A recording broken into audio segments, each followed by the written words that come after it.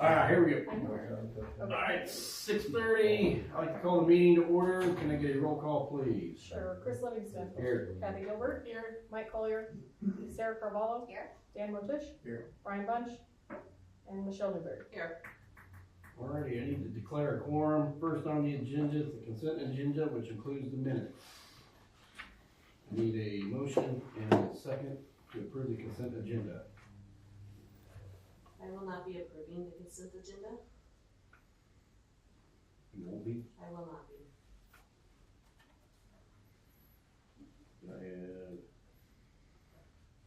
Someone can make a motion, or? I move to approve the consent agenda. Second. Alright, all in favor, say aye. Aye. All opposed? Aye. Order one, so motion passes. So, the next item on the agenda is a public hearing for the rezoning application for 16002 South Harris Road from Cass County Agriculture to Suburban Neighborhood District R1. I need a motion and a second, or Missy? You're right. Okay. I need a motion and a second to open the public hearing. I'll make a motion to open up the public hearing. Need a second? Second. All in favor, say aye. Aye. All opposed? Alrighty. Thanks, Sarah. Okay, so first on the agenda is a rezoning application for 16002 South Harris Road. This is from Cass County Agricultural Zoning to Suburban Neighborhood District, or R1. So the applicant is Steve Zahn. The property is located here in the red box. And again, the request is to rezone to an R1 district. So this property was recently annexed into the city limits of Pleasant Hill. The zoning classification was previously designated by Cass County, as that's who was the jurisdiction governing this area as agricultural. The parcel does not meet the standards for the same zoning classification within the city limits. So minimum zoning classification for agricultural is 10 acres. This parcel is only 5 acres. So that is the reason for the rezoning request. The proposed zoning amendment does align with the future land use map. So again, this is designated in this blue box as the approximate area of the parcel in question. So city staff is supportive of this rezoning classification. Has staff double checked the legal, since we had a problem with the 20 acres up north of town? Have you guys gone through and double checked the legal to make sure it's correct? As I say, legal was determined before this was annexed into city Who limits. typed this? The legal description. It was provided, the original Okay. legal description was provided by the applicant based on the survey of the property.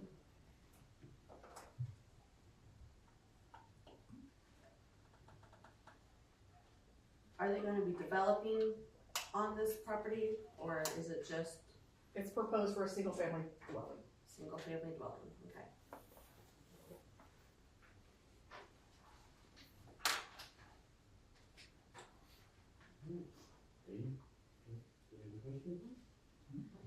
Alrighty.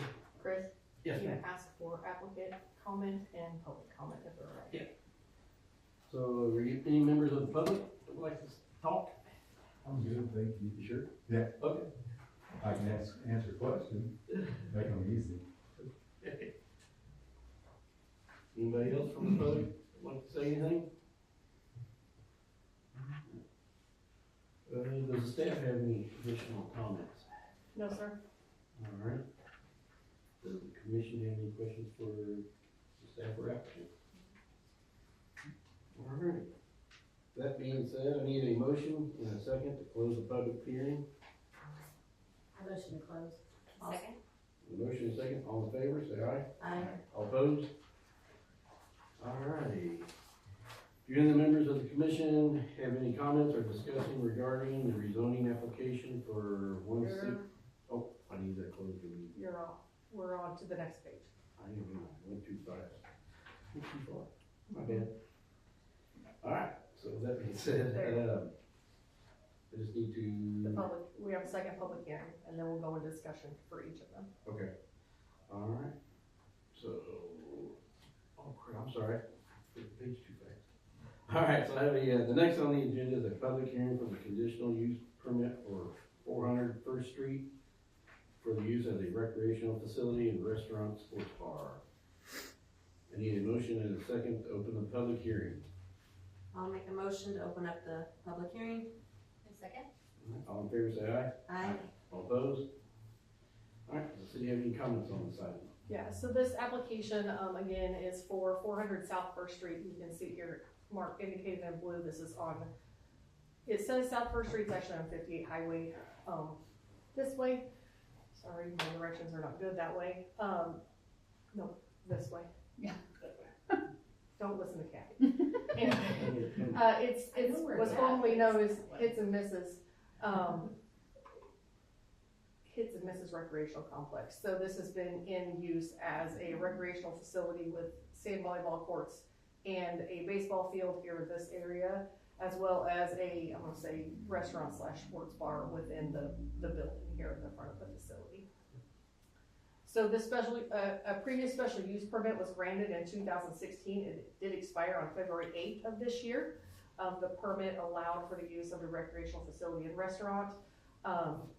The request will just allow this use to continue, and the applicant did not specify a time limit for the use to remain in effect. So you guys will need to make that determination or recommendation to city council. Alright. Are there any members of the public? Say anything? I'm good. Mhm. I think that the last permit was a 10-year permit, if I'm not mistaken. Correct. Alright. I'm pretty guys, no, this is Mark Idell, he's the owner of the place. In case y'all didn't know. Never met the dude. Just patronize there. Alright, does the staff have any additional comments? I don't. Is there any other public comment? Or any other public comment? Alright, does the commission have any questions for the staff or applicant? If we're just doing applications for a special use permit again, why don't we try to rezone it? Is there a reason why you don't want to rezone it, or can we rezone it at some point? That's up to the applicant. No, I don't have any, Because, I mean, we're using it for the same thing again, I mean, yeah, for about the past 16, 17 years, I'm guessing, because I've had it for about 15 or 16 that way. And the person that I bought from the previous owner, he had it set up that way as well. I just didn't know what steps it would take to get it rezoned. I didn't know if that was something that, I didn't know what all that involved. So I was just gonna continue on with what we had. I have no reason not to, I just was trying to take the simplest route. okay.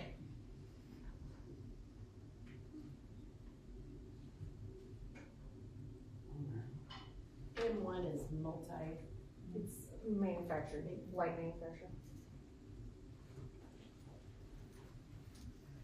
we should have part of that rented out for somebody that does something like that. Or He not to just- stay that way. It's just kind of, yeah, I mean, he's looking for a place to put it. I'm just kind of helping him out on that for right now. Okay. Maybe Michelle, I can kind of add a little bit. When it was initially done years ago, obviously the goal is typically to kind of remain, the zoning districts to remain, similar in the proximity area. Yeah, And so to rezone it was gonna be a similar concept to sometimes the term like spot zoning, to where it wasn't necessarily fitting in with what was around it. So at the time, that is why it was chosen to operate under a conditional use permit, versus rezoning the entire parcel. I was just curious, I mean, thank you. It's been that way a long time.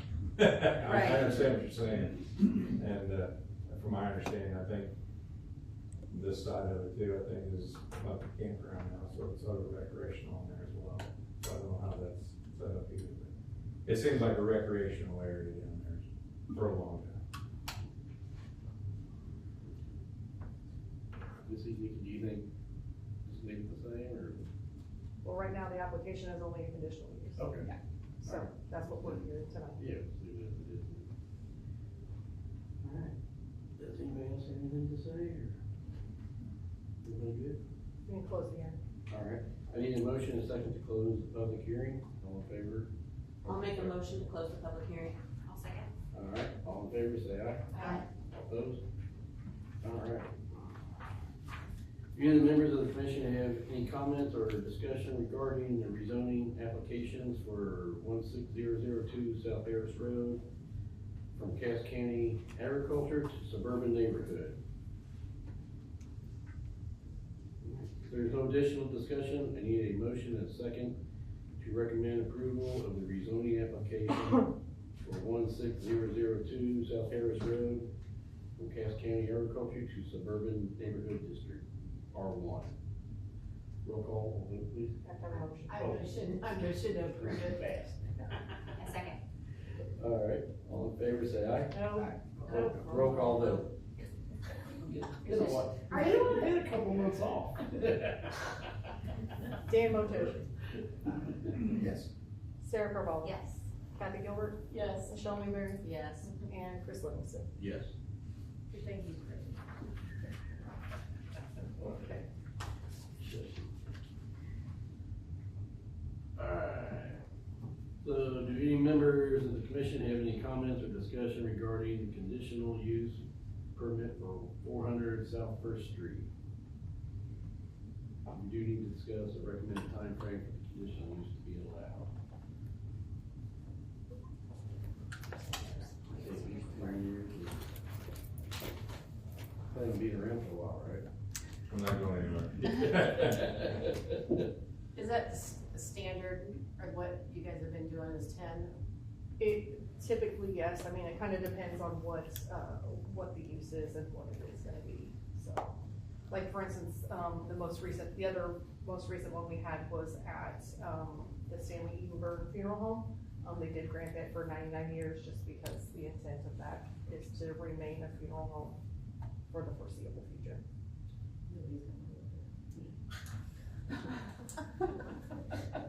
So if we wanna go further and he sells it, with these new owners, they want to rezone it for something else, they just come back and rezone it, Correct. so we could say, It's just a conditional use, so it just allows the use to remain as long as it's in effect. So if, for instance, he sells the property and it remains this type of facility, the conditional use will remain in effect until it expires. If they change the use at any point in time, it automatically nullifies the conditional use. So in other words, it's transferable. Stays with the property. Under the exact same use. Yes. maybe 20 years. Alright. Yeah. Okay. So, alright, so then we just gotta bring that to a vote, right? With that included in the motion, please. Yeah. Okay. If there is no additional discussion, I need a motion and a second to recommend approval of the conditional use permit for 400 South First Street for the use of the recreation facility and restaurant sports bar, and keep it for 10 years. Alright.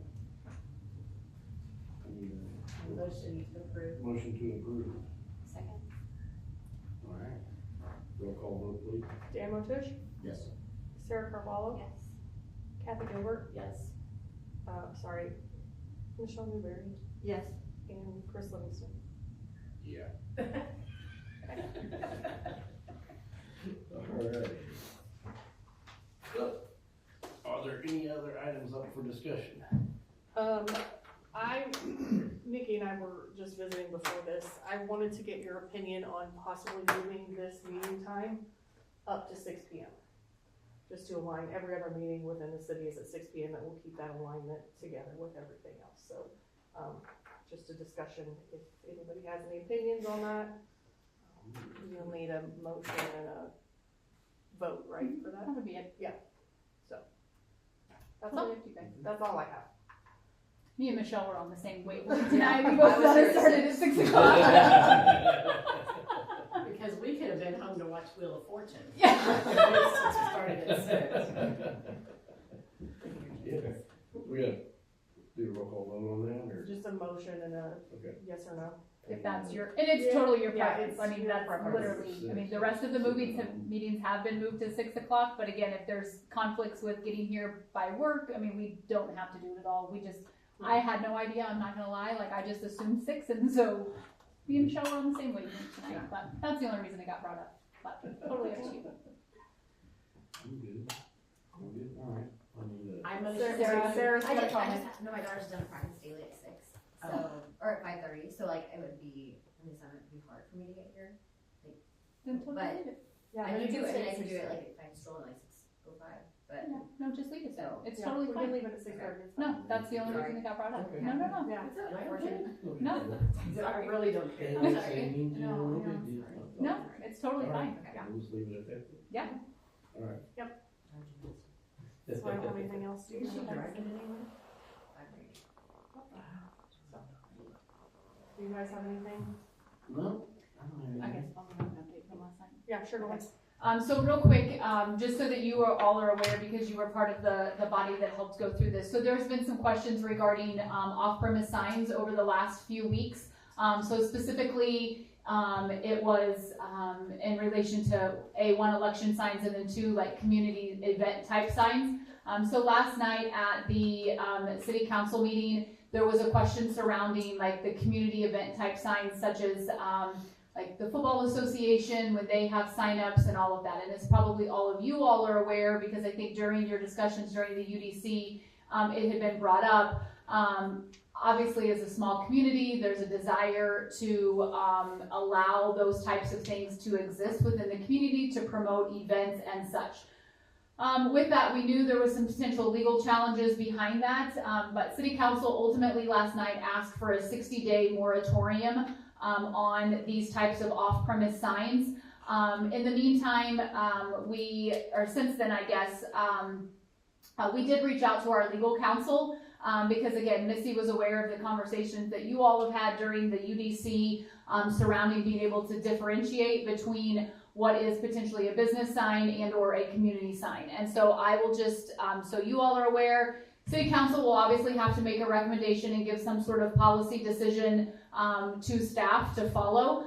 Because right now, as it stands, there aren't, election signs are separate, but like differentiating between like community event type signs and like a traditional business that just puts up an off-premise sign to advertise their power washing business or a roof or something. There is actually a Supreme Court decision that does not allow the difference between the two. So unfortunately, while again, I think it was your all's, decision and hope that we, and I think the rest of us too, that like, hey, let's allow those signs to be in existence. But if it's either an all or none. So if we are want to support the, those types of signs for, like I said, football association signups, soccer association signups, VFW, breakfast, the things that we commonly see, then the off-premise signs that could exist, again, for like a power washing company that wants to put a sign up, in a property that they've gotten permission for, hopefully, but they don't have a physical location there, those would also have to be allowed. So that was the legal opinion we received or reassured by our legal team since last night's meeting. So now, with that being said, it is their legal opinion. Obviously, there is a Supreme Court ruling that backs up their legal opinion. City Council has put the 60-day moratorium on there, again, while we could gather some more, but so we will wait some guidance and direction.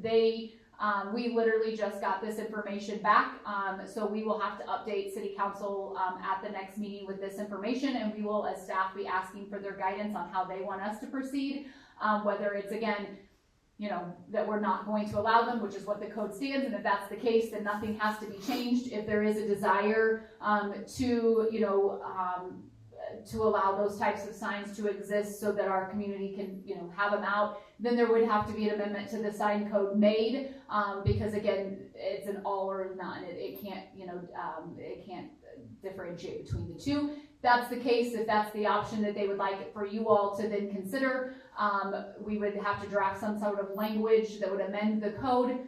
As with all changes, it would go through a public hearing process. You all would make a recommendation, then it would go back to them for consideration. So just so you all have an update, again, because you were actively involved in that process, that will be some active conversations going on over the next couple of weeks. So, and just to piggyback off of that, please also keep in mind that off-premise signs are not just the temporary stake in the ground signs. Off-premise signs are your billboards, they are your, I'm gonna say, real estate signs that are all up and down city, 7 Highway advertising the real estate agency. So all of those will also be affected with this off-premise sign. So, just as a reminder. So it's not just the a Supreme temp- Court decision was based on like all or nothing, not like a for a nonprofit. Correct, Okay. yeah, let me actually, sorry, I don't do well with my glasses up close. Dan, what's your take on this? My gut is still, we keep it as is with keeping off-premise signs banned and prohibited. That's just my initial take, because it did come up in discussions that it was gonna be an all or none type thing, and we knew that that was gonna get kind of wrapped up in the process. But my personal take is that it's for, I think for, to prevent, sign blight and stuff like that. I think it is a hard stance that we're gonna have to take. My opinion, of course, is just one up here. So Sarah, just to kind of read, I'll kind of give you what she had sent. So it just says, the struggle with the sign code these days is following the Supreme Court ruling about a decade ago. We can now regulate signs generally with time, place, and manner regulations, but cannot regulate them if we have to read the sign to determine what type of sign it is. It is legal and permissible to say no to off-premise signs altogether, but we get into whether it is a community event sign or a private business sign, etc. That is where the problem comes. We would have to be regulating on content of the sign, which is not allowed. Thank you. Uh-huh.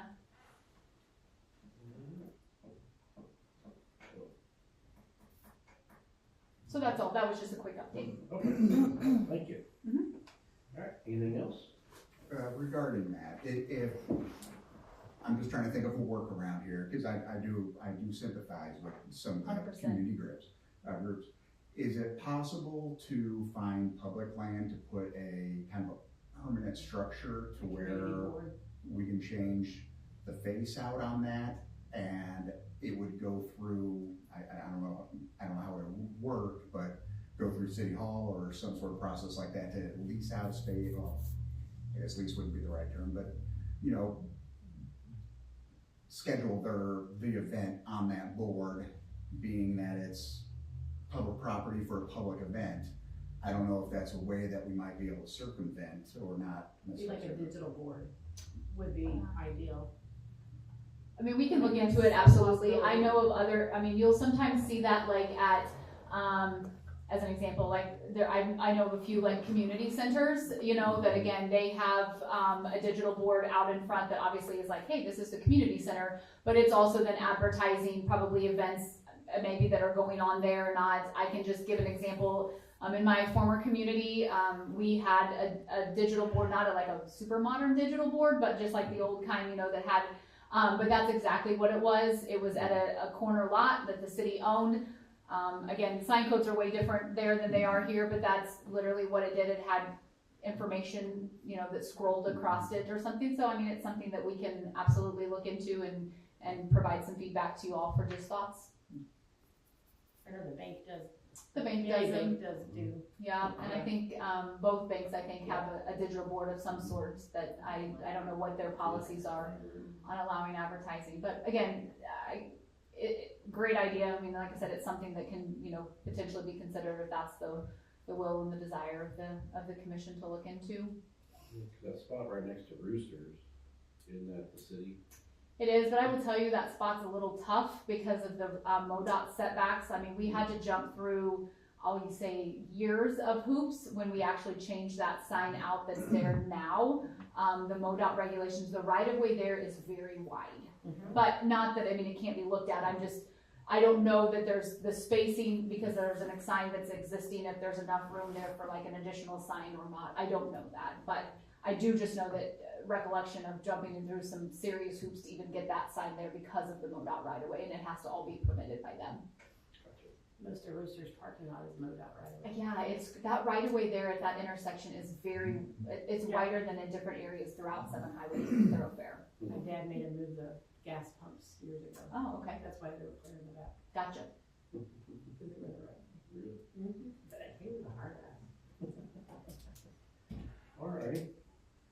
their new Prospect building? Not right now. Well, I say that. Hannah Dental is under review.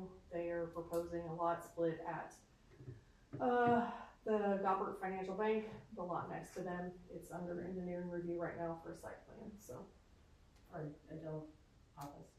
yes, for a dental office. Alright, anybody else you want to discuss? I have a question. Can I ask a question? Is it too late?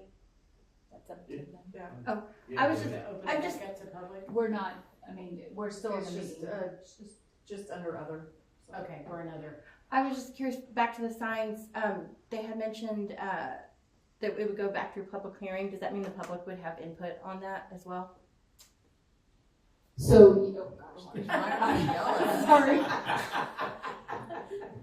So the public hearing, once a decision, like, or a recommendation is made and whatever the language is that, planning and zoning is recommending, then there would be a public hearing. I mean, that's required to have a public hearing, 15 days, or it has to be noticed 15 days prior to the meeting for public feedback. Okay, yep.